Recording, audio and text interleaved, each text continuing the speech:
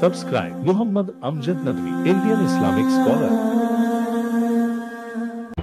أعوذ بالله من الشيطان الرجيم بسم الله الرحمن الرحيم يا أيها الذين آمنوا إذا قيل لكم تفسحوا في المجالس فافسحوا يفسح الله لكم وإذا قيل انشزوا فانشزوا يرفع الله الذين آمنوا منكم والذين أوتوا العلم درجات واللہ بما تعملون خبیر یا ایھا الذین آمنوا اذا قیل لکم تفسحوا فی المجالس فافسحوا، ایمان والو جب تم سے کہا جائے کہ مجلسوں میں کھل کر بیٹھو تو کھل جاؤ، اللہ تمہارے اندر کشادگی پیدا کر دے گا، اور جب کہا جائے کہ اٹھ کھڑے ہو تو اٹھ کھڑے ہو، اللہ ان لوگوں کے درجات بلند کر دے گا تم میں سے جو ایمان والے ہیں، اور ان کے بھی جو جن کو علم دیا گیا ہے، اور اللہ رب العزت باخبر ہے ان تمام چیزوں سے جو تم کرتے ہو۔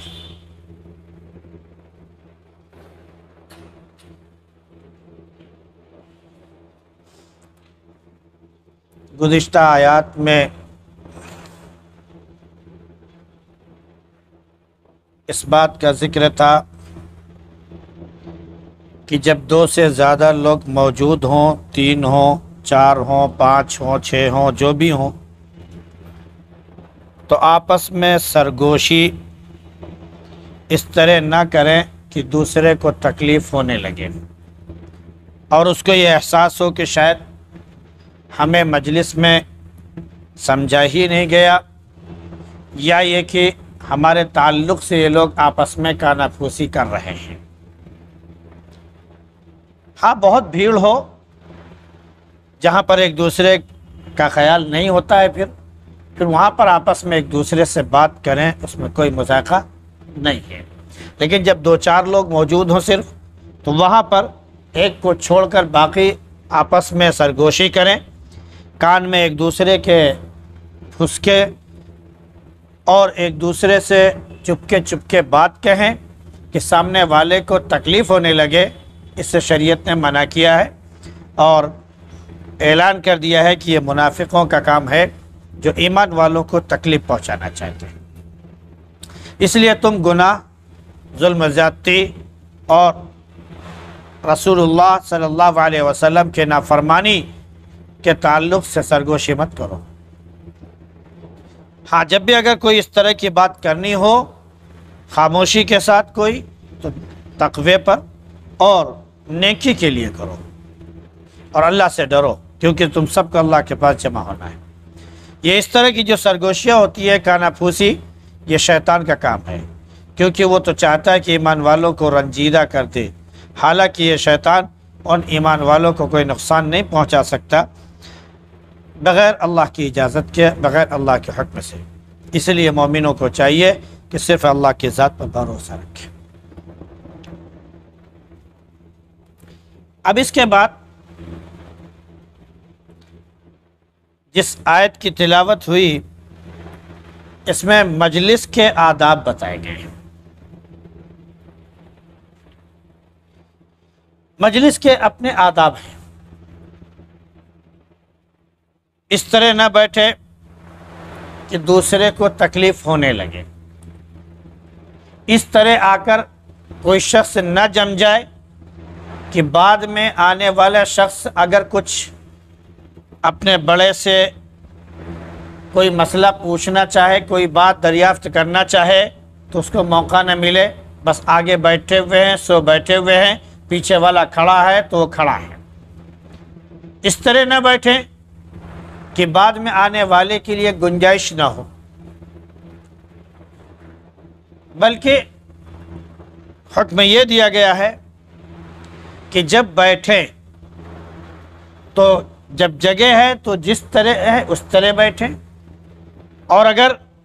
جگہ کی قلت دکھائی پڑ رہی ہے اور بعد میں آنے والوں کو پریشانی ہو رہی ہے تو فوراً جو ہے سب لوگ کشادگی پیدا کر دیں، تاکہ بعد میں آنے والا شخص جو وہ دور نہ کھڑا ہو بلکہ وہ سب کے ساتھ مل کر وہ بھی بیٹھ جائیں گے۔ اگر اس کے لیے حلقہ بھی بنانے کی ضرورت پیش آ جائے تو اس میں کوئی مذاکرہ نہیں ہے، کیونکہ اللہ کے نبی صلی اللہ علیہ وسلم کے جو جانثار صحابہ تھے وہ ایسے اللہ کے نبی صلی اللہ علیہ وسلم کے پاس آ کر بیٹھتے تھے کہ سب اپنے آپ کو اللہ کے نبی صلی اللہ علیہ وسلم سے قریب سمجھتے تھے۔ ہر ایک سمجھتا تھا کہ ہم زیادہ قریب ہیں۔ وہ جب انسان حلقہ بنا کے بیٹھتا ہے تو ہر آدمی سب سامنے ہوتا ہے۔ تو حکم دیا گیا کہ جب تم سے کہا جائے کہ مجلسوں میں کشادگی پیدا کر دو تو فوراً کشادگی پیدا کر دو۔ اللہ کے نبی صلی اللہ علیہ وسلم ایک موقع پر تشریف فرما تھے، بہت سے صحابہ وہ آگے آ کر بیٹھے ہوئے تھے۔ اللہ کے نبی صلی اللہ علیہ وسلم کچھ تعلیم فرما رہے تھے، بعد میں جو صحابہ آئے ان کو جگہ نہیں ملی، وہ کھڑے رہے، ان کو تکلیف ہوئی اور ان کو یہ نہیں موقع مل رہا تھا کہ وہ آ کر کوئی تعلیم حاصل کر سکیں اور دور رہے۔ تو اللہ رب العزت نے آیت نازل فرمائی، اذا قیل لکم تفسحوا فی المجالس فافسحوا، تمہیں بالکل سے براجمان مت ہو جاؤ، دوسروں کو بھی موقع دو تاکہ وہ بھی جو ہے تمہاری طرح حاصل کر سکے، تمہاری طرح وہ بھی کوئی علم کی بات دریافت کر سکے۔ یہ اگر باری نوبت بنوبت اگر ہم کرتے رہیں گے تو سب کو موقع مل جائے گا۔ اگر ہم ہی صرف آگے رہیں گے اور دوسرے کو موقع نہیں دیں گے تو دوسرے محروم ہو جائیں گے وغیرہ وغیرہ۔ تو ایک تو یہ کہ دوسروں کو موقع بھی دیں، اور ایک یہ کہ جب مجلس میں بیٹھے ہوئے ہوں اور کوئی آئے تو اس کے لیے کشادگی بھی پیدا کر دیں تاکہ وہ بھی درمیان میں بیٹھ جائے۔ ہاں، جب زیادہ مجلس میں لوگ موجود ہیں اور اس طرح گنجائش نہیں ہے کہ آگے آ کر بیٹھا جا سکے تو پھر آدمی آئے تو جہاں اس کو جگہ ملے وہیں پر وہ بیٹھ جائے۔ اب جو لوگ آگے بیٹھے ہوئے ہیں ان کو ایک دوسرا حکم دیا جا رہا ہے کہ اگر آپ کی ضرورت پوری ہو گئی، آپ کا کام مکمل ہو گیا، اور پھر اگر آپ کو کہا جائے کہ اب آپ اٹھ جائیے، کھڑے ہو جائیے، تو پھر آپ کو ناگواری نہیں ہونی چاہیے۔ آپ تواضع کے ساتھ، خاکساری کے ساتھ وہاں سے اٹھ کھڑے ہوں اور دوسروں کو پورا موقع دیں۔ وَإِذَا قِيلَ انشُزُوا فَانشُزُوا، جب تم سے کہا جائے کہ اٹھ کھڑے ہو، یعنی اب مجلس آپ چھوڑ دیجئے اور چلے جائیے، تو آپ مجلس چھوڑ دیجئے اور چلے جائیے۔ بہت سے آداب ہیں،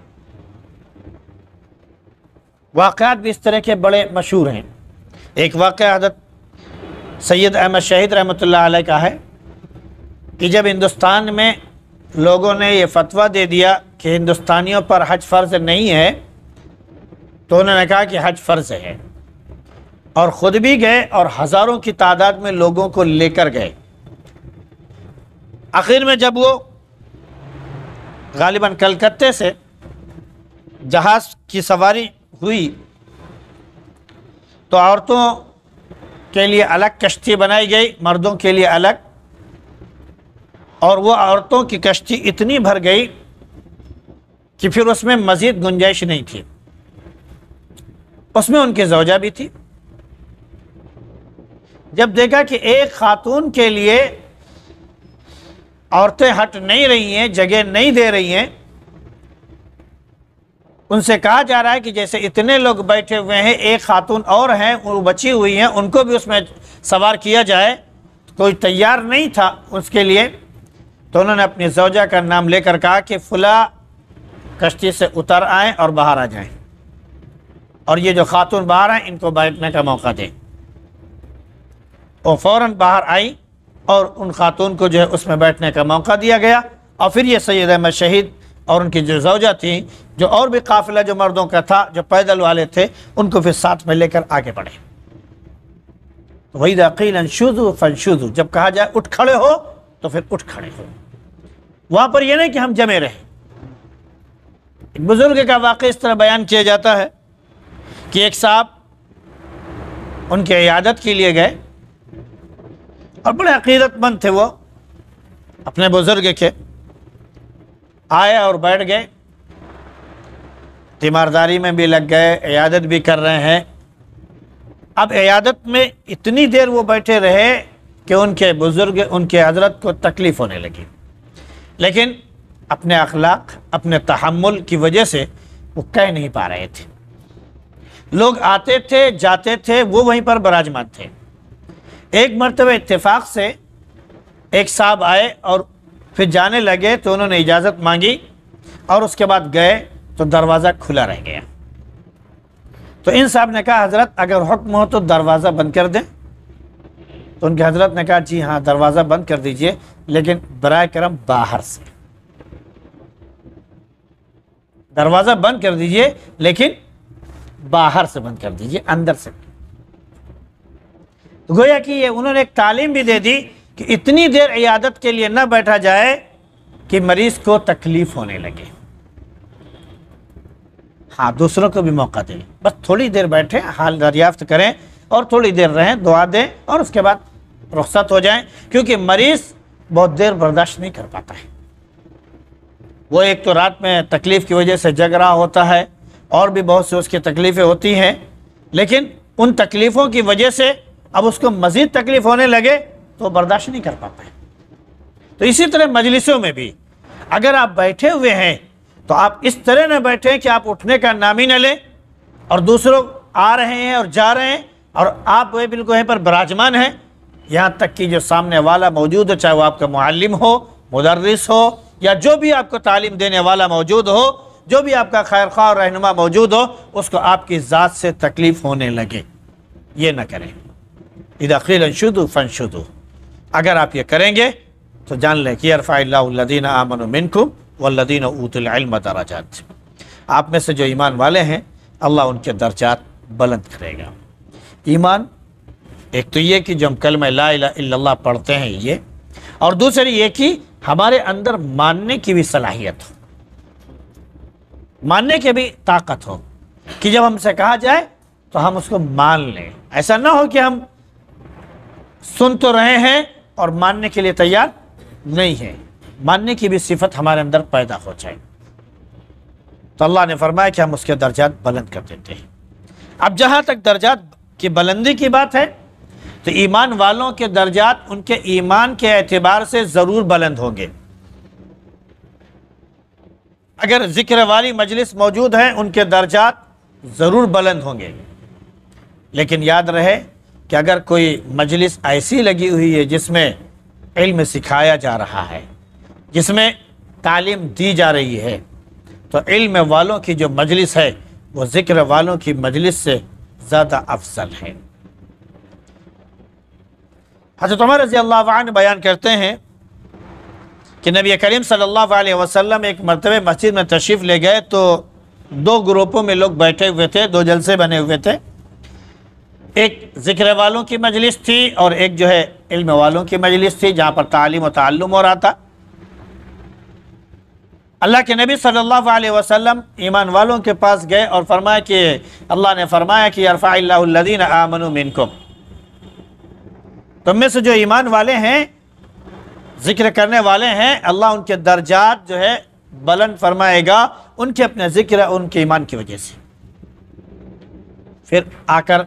علم والی مجلس میں بیٹھ گئے اور فرمایا والذین اوتوا العلم درجات، اور جن کو علم دیا گیا ہے ان کے درجات زیادہ بلند ہیں۔ یہی وجہ ہے کہ نبی کریم صلی اللہ علیہ وسلم نے جو سیکھنے سکھانے والے لوگ موجود ہیں ان کے سیکھنے سکھانے کو عبادت سے نہ جانے کتنے درجے افضل بتایا گیا۔ ایک طرف ایک شخص رات بھر عبادتیں کرتا ہو،